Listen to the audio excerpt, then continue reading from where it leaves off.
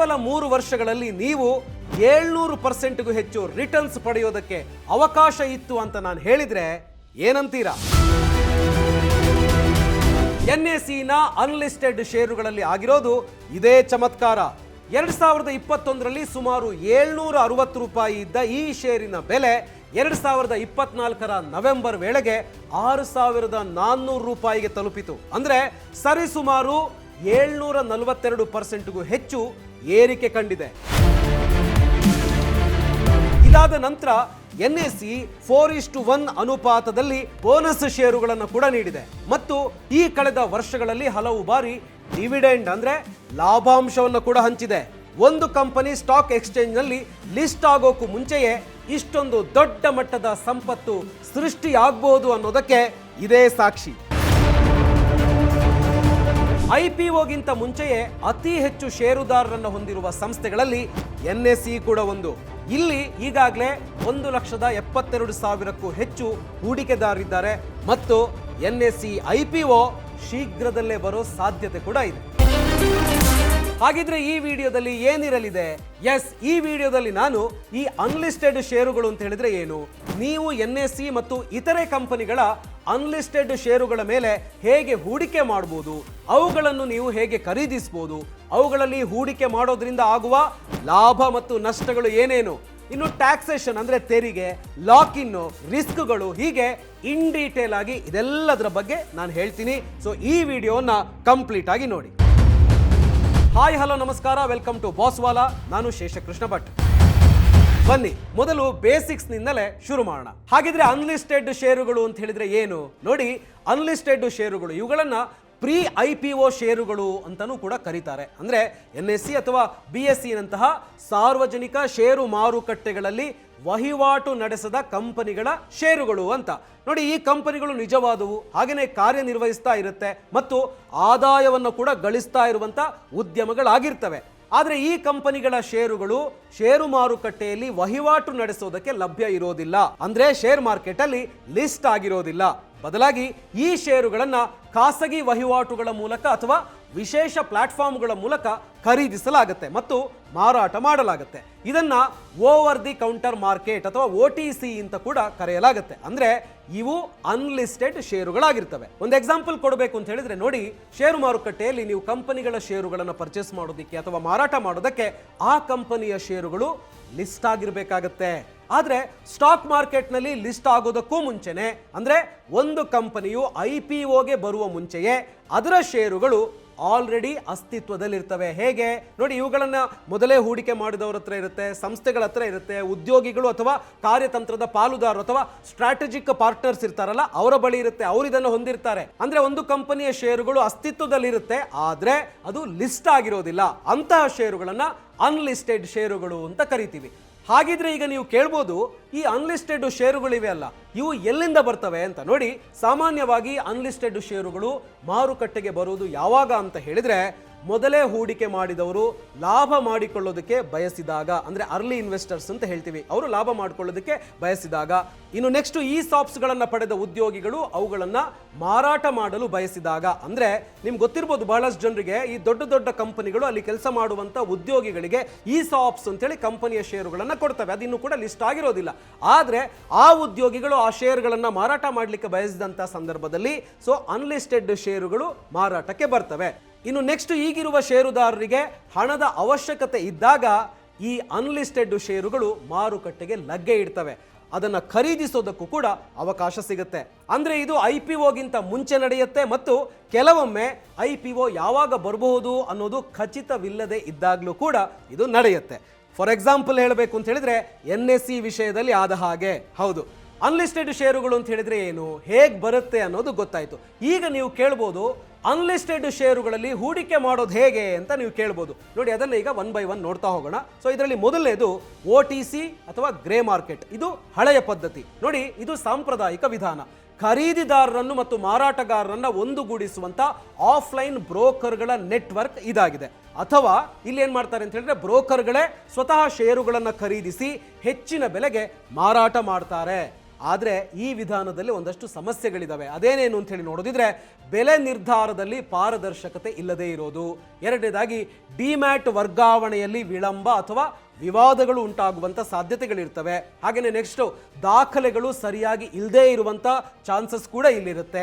ಹಾಗೆಯೇ ಹೂಡಿಕೆದಾರರಿಗೆ ಯಾವುದೇ ಬೆಂಬಲ ಸಿಗದೇ ಇರುವಂಥ ಚಾನ್ಸಸ್ ಕೂಡ ಇಲ್ಲಿದೆ. ಸೊ ಇದು ಒಂದಾಯಿತು. ಇನ್ನು ಅನ್ಲಿಸ್ಟೆಡ್ ಷೇರುಗಳಲ್ಲಿ ಹೂಡಿಕೆ ಮಾಡಲಿಕ್ಕಿರುವಂಥ ಎರಡನೇ ವಿಧಾನ ಅಂತ ಹೇಳಿದ್ರೆ ಆರ್ಗನೈಸ್ಡ್ ಅಂದರೆ ಸಂಘಟಿತ ಆನ್ಲೈನ್ ಫೆಸಿಲಿಟೇಟರ್ಗಳು. ಸೊ ಇದು ಆಧುನಿಕ ಪದ್ಧತಿ. ನೋಡಿ, ಇದು ರಿಟೇಲ್ ಹೂಡಿಕೆದಾರರಿಗಾಗಿ ಇರುವಂಥ ಹೊಸ ಮತ್ತು ವ್ಯವಸ್ಥಿತವಾದಂಥ ದಾರಿ ಅಂತ ಹೇಳ್ಬೋದು. ಇಲ್ಲಿ ನಿಮಗೆ ಸ್ಪಷ್ಟವಾದ ಬೆಲೆ ನಿರ್ಧಾರ ಆಗುತ್ತೆ, ಕ್ವಿಕ್ ಡಿಮ್ಯಾಟ್ ಟ್ರಾನ್ಸ್ಫರ್ ಆಗುತ್ತೆ, ಸಂಶೋಧನಾ ವರದಿಗಳು ಅಂದರೆ ರಿಸರ್ಚ್ ರಿಪೋರ್ಟ್ ಸಿಗುತ್ತೆ, ರಿಲೇಷನ್ಶಿಪ್ ಮ್ಯಾನೇಜರ್ ನೆರವು ಕೂಡ ನಿಮಗೆ ಇಲ್ಲಿ ಸಿಗುತ್ತೆ. ಈಗ ನೀವು ಕೇಳ್ಬೋದು ಇದೆಲ್ಲ ಎಲ್ಲಿ ಸಿಗುತ್ತೆ ನಮಗೆ ಅಂತ. ಇಲ್ಲೇ ನೋಡಿ, ಪ್ರಿಸೈಸ್ ಪ್ರಮುಖ ಪಾತ್ರ ವಹಿಸೋದು. ಇದು ನಿಮಗೆ ಅನ್ಲಿಸ್ಟೆಡ್ ಮತ್ತು ಪ್ರೈವೇಟ್ ಮಾರ್ಕೆಟ್ಗಳ ಆಕ್ಸೆಸ್ ನೀಡುವಂಥ ಒಂದು ಪ್ಲಾಟ್ಫಾರ್ಮ್. ಈ ಪ್ರಿಸೈಸ್ ಪ್ಲಾಟ್ಫಾರ್ಮ್ನ ಲಿಂಕು ಡಿಸ್ಕ್ರಿಪ್ಷನ್ ಅಲ್ಲಿ ಕೊಟ್ಟಿದ್ದೀನಿ. ಅದನ್ನ ಕ್ಲಿಕ್ ಮಾಡೋದ್ರ ಮೂಲಕ ನೀವು ಎಕ್ಸ್ಪ್ಲೋರ್ ಮಾಡಬಹುದು. ಅಂದ ಹಾಗೆ ಈ ವಿಡಿಯೋವನ್ನ ಪ್ರಿಸೈಸ್ ಸ್ಪಾನ್ಸರ್ ಮಾಡಿದೆ.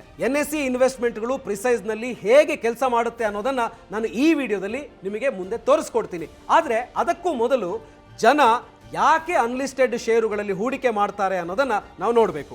ಇದಕ್ಕೆ ಮುಖ್ಯವಾಗಿ 3 ಕಾರಣಗಳಿವೆ. ಮೊದಲನೇದು ಹೆಚ್ಚಿನ ಲಾಭದ ಸಾಧ್ಯತೆ, ಅಂದ್ರೆ ಹೈಯರ್ ಗೈನ್ ಪೊಟೆನ್ಷಿಯಲ್. ಯಾಕಂದ್ರೆ ನೀವು IPOಗಿಂತ ಮುಂಚೆಯೇ ಹೂಡಿಕೆ ಮಾಡಿರ್ತೀರಿ. ಒಂದು ವೇಳೆ ಕಂಪನಿ ಬೆಳೆದ್ರೆ ಅದರಿಂದ ಸಿಗುವ ಲಾಭ ತುಂಬಾನೇ ಹೆಚ್ಚಿರುತ್ತೆ. ಇನ್ನು ಎರಡನೇದು ವೈವಿಧ್ಯತೆ, ಡೈವರ್ಸಿಫಿಕೇಶನ್. ಹೆಚ್ಚಿನ ಜನ ಕೇವಲ ಈಕ್ವಿಟಿ ಮತ್ತು ಮ್ಯೂಚುವಲ್ ಫಂಡ್ಗಳಲ್ಲಿ ಮಾತ್ರ ಹೂಡಿಕೆ ಮಾಡ್ತಾರೆ. ಆದರೆ ಈ ಅನ್ಲಿಸ್ಟೆಡ್ ಷೇರುಗಳು ನಿಮ್ಮ ಪೋರ್ಟ್ಫೋಲಿಯೋಗೆ ಒಂದು ಹೊಸ ರೀತಿಯ ಅಸೆಟ್ ಕ್ಲಾಸ್ ಅನ್ನು ಸೇರಿಸುತ್ತೆ. ಹಾಗಾಗಿ ಜನ ಅನ್ಲಿಸ್ಟೆಡ್ ಷೇರುಗಳಲ್ಲಿ ಹೂಡಿಕೆ ಮಾಡೋದಕ್ಕೆ ಮುಂದಾಗ್ತಾರೆ. ಇನ್ನು ಮೂರನೇದು ಹೊಸ ತಲೆಮಾರಿನ ಕಂಪನಿಗಳಲ್ಲಿ ಹೂಡಿಕೆ ಮಾಡುವ ಅವಕಾಶ, ಅಂದರೆ access to new age companies, fintech, renewable energy, ನವೀಕರಿಸಬಹುದಾದ ಇಂಧನ, ಕನ್ಸ್ಯೂಮರ್ ಟೆಕ್ ಮತ್ತು ಮ್ಯಾನುಫ್ಯಾಕ್ಚರಿಂಗ್ ನಂತಹ ವೇಗವಾಗಿ ಬೆಳೆಯುತ್ತಿರುವ ಕ್ಷೇತ್ರಗಳಲ್ಲಿ ಹೂಡಿಕೆ ಮಾಡುವಂಥ ಅವಕಾಶ ನಿಮಗೆ ಸಿಗುತ್ತೆ. ಯಾಕಂದರೆ ಈ ವಲಯದ ಎಷ್ಟೋ ಕಂಪನಿಗಳು ಇನ್ನೂ ಕೂಡ ಪ್ರೈವೇಟ್ ಮಾರ್ಕೆಟ್ನಲ್ಲೇ ಇವೆ. ಎಷ್ಟೋ ಕಂಪನಿಗಳ ಷೇರುಗಳು ಇನ್ನೂ ಕೂಡ ಮಾರ್ಕೆಟ್ನಲ್ಲಿ ಲಿಸ್ಟ್ ಆಗಿಲ್ಲ. ಹಾಗಾಗಿ ಅವು ಅನ್ಲಿಸ್ಟೆಡ್ ಷೇರುಗಳಾಗಿ ಉಳಿದಿವೆ. ಹಾಗಾಗಿ ಆ ಅನ್ಲಿಸ್ಟೆಡ್ ಷೇರುಗಳನ್ನು ಖರೀದಿಸಿ ಹೆಚ್ಚು ಲಾಭ ಗಳಿಸುವ ಅವಕಾಶ ಇರೋದ್ರಿಂದಾಗಿ ಜನ ಅನ್ಲಿಸ್ಟೆಡ್ ಷೇರುಗಳನ್ನು ಖರೀದಿಸೋದಕ್ಕೆ ಮುಂದಾಗ್ತಾರೆ. ಒಂದು ಎಕ್ಸಾಂಪಲ್ ಸಮೇತ ಹೇಳಬೇಕು ಅಂತ ಹೇಳಿದ್ರೆ NSE ಉದಾಹರಣೆ ತಗೊಳ್ಳೋಣ. ಹಾಗಿದ್ರೆ ಇದನ್ನ ಜನ ಇಷ್ಟೊಂದು ಹತ್ತಿರದಿಂದ ಯಾಕೆ ಗಮನಿಸ್ತಾ ಇದ್ದಾರೆ ಅಂತ ಹೇಳಿ ನೋಡೋದಿದ್ರೆ ನೋಡಿ, ಮೊದಲನೇದಾಗಿ NSE ಅನ್ನೋದು ಕೇವಲ ಒಂದು ಸ್ಟಾರ್ಟ್ಅಪ್ ಅಲ್ಲ, ಇದು ಭಾರತದ ಬಂಡವಾಳ ಮಾರುಕಟ್ಟೆಯ ಬೆನ್ನೆಲುಬು ಅಂತ ನಾವು ಹೇಳ್ಬೋದು. ಹಾಗೇನೆ ನೆಕ್ಸ್ಟು ಭಾರತದಲ್ಲಿ 11 ಕೋಟಿಗೂ ಹೆಚ್ಚು ನೋಂದಾಯಿತ ಹೂಡಿಕೆದಾರರಿದ್ದಾರೆ, ಅಂದರೆ ರಿಜಿಸ್ಟರ್ಡ್ ಇನ್ವೆಸ್ಟರ್ಸು. ಹಾಗೆಯೇ ನೆಕ್ಸ್ಟು ಈಕ್ವಿಟಿ ಕ್ಯಾಶ್ ಮಾರ್ಕೆಟ್ನಲ್ಲಿ NSE ಸುಮಾರು 93% ಪಾಲನ್ನು ಹೊಂದಿದೆ. ನೆಕ್ಸ್ಟು ಈಕ್ವಿಟಿ ಡಿರೈವೇಟಿವ್ಸ್ನಲ್ಲಿ ಸುಮಾರು 99% ಪಾಲನ್ನು ಹೊಂದಿದೆ. ಇದು ವಿಶ್ವದ ಅತಿದೊಡ್ಡ ಡಿರೈವೇಟಿವ್ ಎಕ್ಸ್ಚೇಂಜ್ಗಳಲ್ಲಿ ಒಂದಾಗಿದೆ. ಇಷ್ಟೆಲ್ಲ ಇದ್ರೂ NSE ಇನ್ನೂ ಕೂಡ ಅನ್ಲಿಸ್ಟೆಡ್ ಕಂಪನಿಯಾಗಿಯೇ ಉಳಿದಿದೆ. ಅದಕ್ಕಾಗಿಯೇ NSEನ ಅನ್ಲಿಸ್ಟೆಡ್ ಷೇರುಗಳು ಯಾವಾಗಲೂ ಕೂಡ ಹೂಡಿಕೆದಾರರ ಆಕರ್ಷಣೆಯ ಕೇಂದ್ರ ಬಿಂದುವಾಗಿದೆ ಅಂತ ಹೇಳ್ಬೋದು. ಇನ್ನು ನೆಕ್ಸ್ಟ್ NSE ರಿಸರ್ಚ್ ಬಗ್ಗೆ ಮಾತಾಡೋಣ. ಬಿಸ್ನೆಸ್ ಮಾಡೆಲ್ ಏನವರದು, ಫೈನಾನ್ಷಿಯಲ್ಸ್ ಮತ್ತು ರಿಸ್ಕ್ಗಳು ಏನೇನು ಅಂತ. ಮೊದಲನೇದಾಗಿ company overview. Company national stock exchange of India limited, ಅಂದರೆ NSE ಅಂತ ಹೇಳ್ತೀವಿ. ಸೊ ಇದರ ಸ್ಥಾಪನೆ ಆಗಿರೋದು 1992ರಲ್ಲಿ. ಇದು ಕಾರ್ಯಾಚರಣೆಯನ್ನು ಆರಂಭಿಸಿರೋದು 1994ರಲ್ಲಿ. ಇದರ MD ಮತ್ತು CEO ಬಂದು ಆಶೀಶ್ ಕುಮಾರ್ ಚೌಹಾಣ್. ನೋಡಿ, ಇದು ಭಾರತದ ಅತಿದೊಡ್ಡ ಈಕ್ವಿಟಿ, ಡಿರೈವೇಟಿವ್ಸ್, ಕರೆನ್ಸಿ, ಡೆಟ್ ಮತ್ತು ಇಂಡೆಕ್ಸ್ ಮಾರುಕಟ್ಟೆಗಳನ್ನು NSE ನಿರ್ವಹಿಸುತ್ತೆ. ಇನ್ನು ಎರಡನೇದಾಗಿ ಇವರ ಬಿಸ್ನೆಸ್ ಮಾಡೆಲ್ ಏನು, NSE ಹಣ ಗಳಿಸೋದು ಹೇಗೆ ಅಂತೇಳಿ ನೋಡೋಣ. ವಹಿವಾಟು ಮತ್ತು ಟ್ರೇಡಿಂಗ್ ಶುಲ್ಕಗಳು, ಕ್ಲಿಯರಿಂಗ್ ಮತ್ತು ಸೆಟಲ್ಮೆಂಟ್ ಶುಲ್ಕಗಳು, ಹಾಗೆಯೇ ಮಾರುಕಟ್ಟೆ ಡೇಟಾ ಮತ್ತು analytics, next index licensing, Nifty family, colocation ಮತ್ತು ಕನೆಕ್ಟಿವಿಟಿ ಸರ್ವಿಸು, ಹಾಗೆಯೇ ನೆಕ್ಸ್ಟ್ ಲಿಸ್ಟಿಂಗ್ ಮತ್ತು ಇಶ್ಯೂಯರ್ ಸರ್ವಿಸು. ಇದು ಹೆಚ್ಚಿನ ಲಾಭದ ಮತ್ತು ಪದೇ ಪದೇ ಬರ್ತಿರುವಂತ ಆದಾಯವನ್ನ ಸೃಷ್ಟಿಸುತ್ತೆ. ಇದು NSEಯ ಬಿಸ್ನೆಸ್ ಮಾಡೆಲ್. ಅಂದ್ರೆ ಇವೆಲ್ಲದರಿಂದ NSEಗೆ ಹಣ ಬರುತ್ತೆ ಅಂತ. ಹಾಗಿದ್ರೆ ಇವರ ಕೀ ಫೈನಾನ್ಷಿಯಲ್ ಹೈಲೈಟ್ಸ್ ಅಂದ್ರೆ ಪ್ರಮುಖ ಆರ್ಥಿಕ ಮುಖ್ಯಾಂಶಗಳು ಏನು ಅಂತ ಹೇಳುವಂಥದ್ದನ್ನು ನೋಡೋಣ. ನೋಡಿ, ಇದು ಫೈನಾನ್ಷಿಯಲ್ ಇಯರ್ 2025 ಪ್ರಿಸೈಸ್ ನಿಂದ ತೆಗೆದುಕೊಂಡಿರುವಂಥ ಮಾಹಿತಿ. ಈಗ ಸ್ಕ್ರೀನ್ ಮೇಲೆ ಒಂದು ಟೇಬಲ್ ಅನ್ನು ನೀವು ನೋಡ್ತಾ ಇರ್ಬೋದು. ಒಂದರಲ್ಲಿ ವಿವರ, ಹಾಗೆಯೇ ಮತ್ತೊಂದರಲ್ಲಿ ಅಂಕಿ ಅಂಶ ಅಂತ ನೀವು ಗಮನಿಸ್ತಾ ಇರ್ಬೋದು. ಸೊ ಮೊದಲನೇದಾಗಿ ಇವರ ಆದಾಯ ಅಥವಾ ರೆವೆನ್ಯೂ 19,176 ಕೋಟಿ. ಹಾಗೆಯೇ ನೆಕ್ಸ್ಟು ತೆರಿಗೆ ನಂತರದ ಲಾಭ 12,187 ಕೋಟಿ, ನೆಟ್ ಪ್ರಾಫಿಟ್ ಮಾರ್ಜಿನ್ ಬಂದು 63%, ROE ಅಂದರೆ ಈಕ್ವಿಟಿ ಮೇಲಿನ ಲಾಭ 40%. ಸೊ ಇನ್ನು ಡೆಟ್ ಟು ಈಕ್ವಿಟಿ ಅಂದರೆ ಸಾಲದ ಅನುಪಾತ 0.02%ನಷ್ಟಿದೆ. ಇವು ಲಿಸ್ಟ್ ಆಗಿರುವ ಹೆಚ್ಚಿನ ಕಂಪನಿಗಳು ಕೇವಲ ಕನಸು ಕಾಣಬಹುದಾದಂಥ ಅಂಕಿಅಂಶಗಳು. ಆದರೆ NSE ಅದನ್ನು ಅಚೀವ್ ಮಾಡಿದೆ, ಅನ್ಲಿಸ್ಟೆಡ್ ಆಗಿದ್ರೂ ಕೂಡ ಅಚೀವ್ ಮಾಡಿದೆ. ಹಾಗಿದ್ರೆ NSEಗಿರುವ ಪ್ರಮುಖ ಅವಕಾಶಗಳು ಏನು ಅಂತ ಹೇಳುವಂಥದ್ರ ಬಗ್ಗೆ ನೋಡೋಣ. ನೋಡಿ, ರಿಸ್ಕ್ಗಳ ಬಗ್ಗೆ ಮಾತನಾಡೋದಕ್ಕಿಂತ ಮೊದಲು ಹೂಡಿಕೆದಾರರು NSEಯನ್ನು ಯಾಕೆ ಇಷ್ಟೊಂದು ಹತ್ತಿರದಿಂದ ಗಮನಿಸ್ತಾ ಇದ್ದಾರೆ ಅಂತ ಹೇಳುವಂಥದ್ದನ್ನ ಕ್ವಿಕ್ ಆಗಿ ನೋಡೋಣ. ಸೊ ಅದರಲ್ಲಿ ಮೊದಲನೇದು, ಭಾರತದ ಹೂಡಿಕೆದಾರರ ಸಂಖ್ಯೆ ದೊಡ್ಡದಾಗಿ ಬೆಳೀತಾ ಇದೆ. ನೋಡಿ, ಈಗಾಗಲೇ 11 ಕೋಟಿಗೂ ಹೆಚ್ಚು ರಿಜಿಸ್ಟರ್ಡ್ ಇನ್ವೆಸ್ಟರ್ಸ್ ಅಂದರೆ ನೋಂದಾಯಿತ ಹೂಡಿಕೆದಾರರಿದ್ದಾರೆ ಮತ್ತು ಸಣ್ಣ ಪಟ್ಟಣಗಳಿಂದಲೂ ಕೂಡ ಹೂಡಿಕೆ ಮಾಡುವಂಥವರ ಸಂಖ್ಯೆ ಹೆಚ್ಚುತ್ತಾ ಇದೆ. ಇನ್ನು ಎರಡನೇದು, ಬಂಡವಾಳ ಸೃಷ್ಟಿಯ ಎಂಜಿನ್.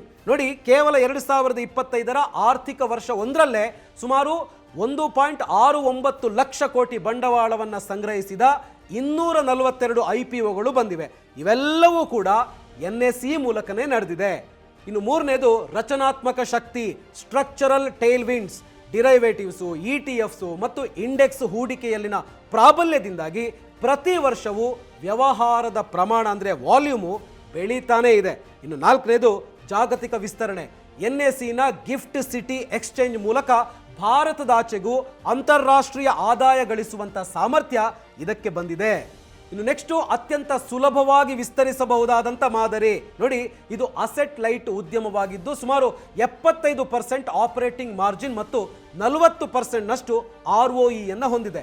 ಅನ್ಲಿಸ್ಟೆಡ್ ಮಾರ್ಕೆಟ್ನಲ್ಲಿ NSEಯನ್ನು ಮೌಲ್ಯಮಾಪನ ಮಾಡುವಾಗ ಹೂಡಿಕೆದಾರರು ಇಂತಹ ದೀರ್ಘಕಾಲದ ಬೆಳವಣಿಗೆಯ ಅಂಶಗಳನ್ನೇ ಮುಖ್ಯವಾಗಿ ಗಮನಿಸ್ತಾರೆ.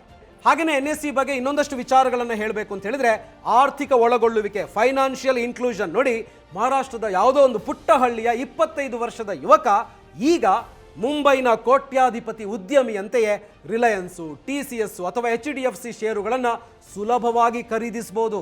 ಇದನ್ನೇ ಸಂಪತ್ತಿನ ಪ್ರಜಾಪ್ರಭುತ್ವೀಕರಣ ಅಥವಾ ಡೆಮಾಕ್ರಟೈಸಿಂಗ್ ವೆಲ್ತ್ ಅಂತ ಕರೆಯೋದು. ಇನ್ನು ನೆಕ್ಸ್ಟ್, ಇಕನಾಮಿಕ್ ಇಂಡಿಕೇಟರ್. ಜಾಗತಿಕ ಹೂಡಿಕೆದಾರರು ಭಾರತೀಯ ಷೇರು ಮಾರುಕಟ್ಟೆಯ ಪರಿಸ್ಥಿತಿ ಮತ್ತು ಹೂಡಿಕೆದಾರರ ನಂಬಿಕೆಯನ್ನು ಅಳೆಯೋದಕ್ಕೆ ಹೆಚ್ಚಾಗಿ ನಿಫ್ಟಿ 50ಯನ್ನೇ ಒಂದು ಸ್ನ್ಯಾಪ್ಶಾಟ್ ತರಹ ಗಮನಿಸ್ತಾರೆ. ಹಾಗೆ ಯುವಕರ ಭಾಗವಹಿಸುವಿಕೆ ವೇಗವಾಗಿ ಹೆಚ್ಚುತ್ತಾ ಇದೆ.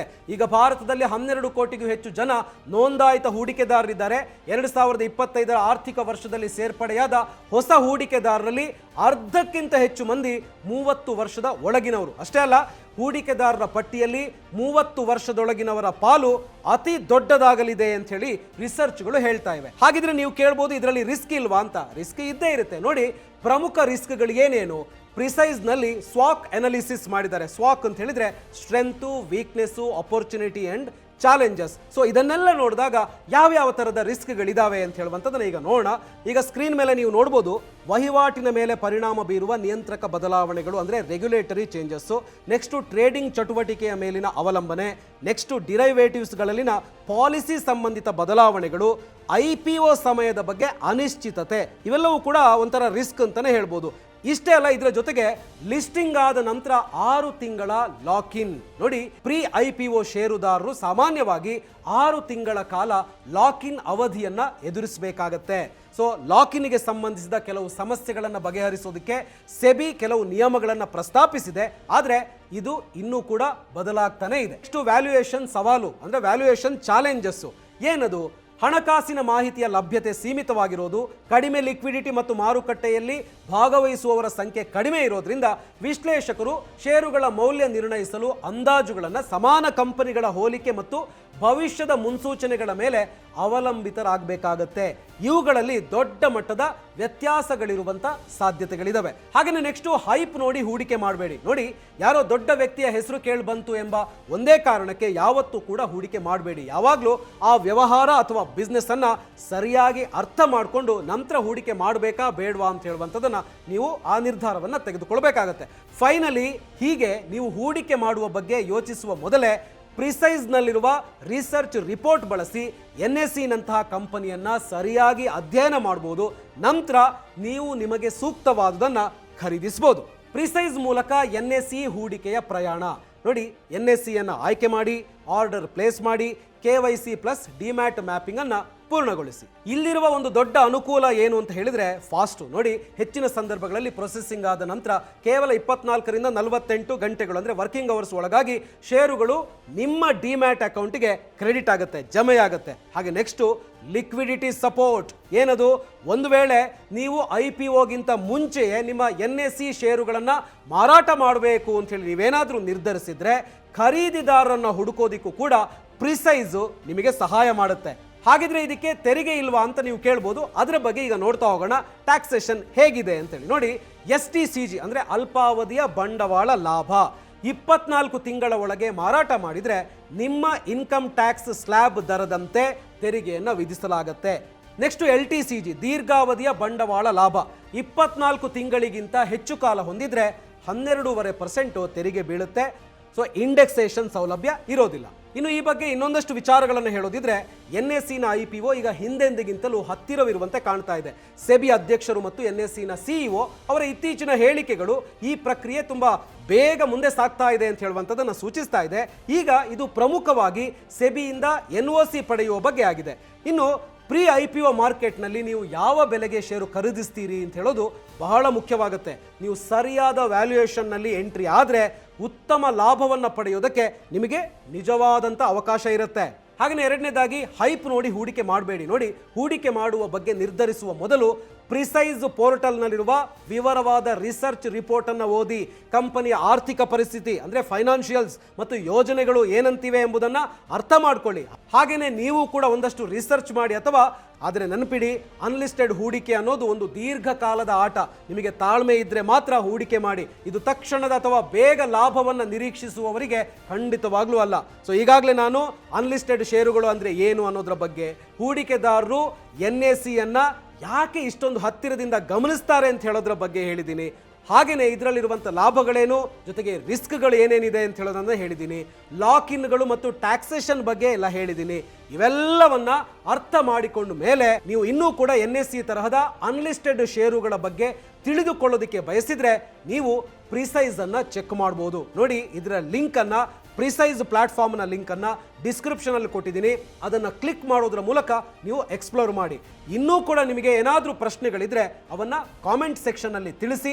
ನಾವು ಸಾಧ್ಯವಾದಷ್ಟು ಹೆಚ್ಚಿನ ಪ್ರಶ್ನೆಗಳಿಗೆ ಉತ್ತರಿಸೋದಕ್ಕೆ ಪ್ರಯತ್ನ ಪಡ್ತೀವಿ. ಸೊ ಈ ವಿಡಿಯೋ ನಿಮಗೆ ಇಷ್ಟ ಆಗಿದೆ ಅಂತ ಅನ್ಕೊಳ್ತೀನಿ. ಲೈಕ್ ಮಾಡಿ, ಶೇರ್ ಮಾಡಿ, ಹಾಗೆಯೇ ಬಾಸ್ವಾಲಾ ಕನ್ನಡ ಚಾನಲನ್ನು ಸಬ್ಸ್ಕ್ರೈಬ್ ಮಾಡಿ. ಬಾಸ್ವಾಲಾ, ಬಿ ದ ಬಾಸ್.